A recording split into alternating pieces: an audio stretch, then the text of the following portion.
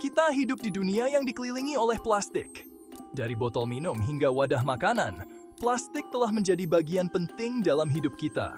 Tapi, tahukah kamu, tersembunyi di balik bahan yang tampak tidak berbahaya ini, ada potensi bahaya, bisphenol A, yang biasa dikenal sebagai BPA. Bahan kimia ini digunakan untuk mengeraskan plastik dan resin, membuatnya tahan lama dan tidak mudah pecah. BPA sangat umum sehingga ditemukan dalam berbagai produk sehari-hari, mulai dari botol minum dan kemasan makanan hingga mainan dan peralatan medis. Meskipun keberadaannya tersebar luas, banyak yang tidak menyadari bahwa BPA dapat larut dari produk ini, terutama saat dipanaskan atau terkena sinar matahari. Proses pelarutan ini membuat BPA masuk ke dalam makanan dan minuman kita, dan pada akhirnya masuk ke dalam tubuh kita. Kita bersentuhan dengan bahan kimia ini setiap hari tanpa menyadarinya. Potensi risiko kesehatan yang ditimbulkan oleh BPA telah menjadi perhatian yang berkembang bagi para ilmuwan dan pakar kesehatan. Semakin banyak kita belajar tentang BPA, semakin kita memahami bahwa BPA tidak hanya diam di dalam tubuh kita. BPA dapat mengganggu hormon kita, bertindak sebagai pengganggu endokrin. Gangguan pada keseimbangan hormon alami kita ini dapat memiliki konsekuensi jangka panjang bagi kesehatan dan kesejahteraan kita. Ini adalah ancaman tersembunyi yang patut kita waspadai.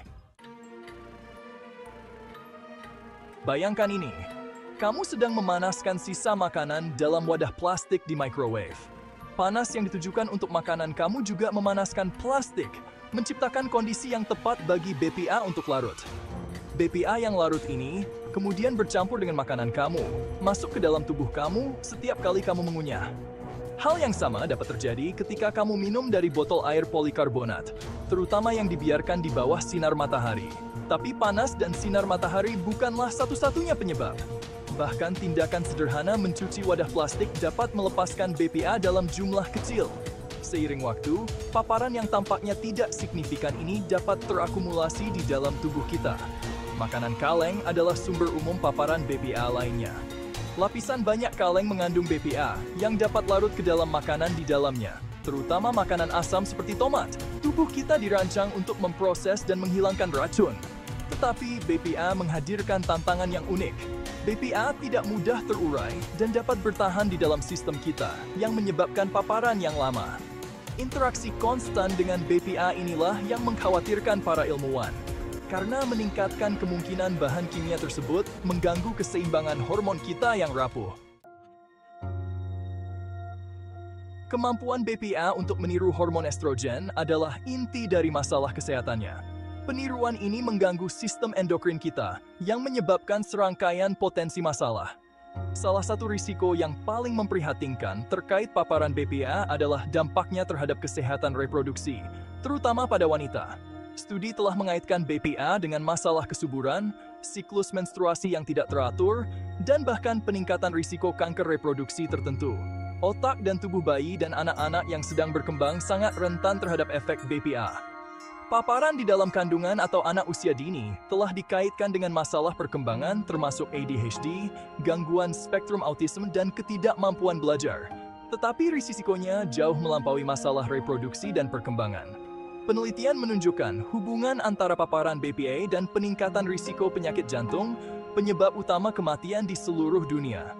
Lebih lanjut, BPA telah dikaitkan dengan gangguan metabolisme seperti obesitas dan diabetes tipe 2. Bahan kimia ini tampaknya memiliki kemampuan untuk mengganggu proses alami tubuh kita, meningkatkan kemungkinan kondisi kronis ini.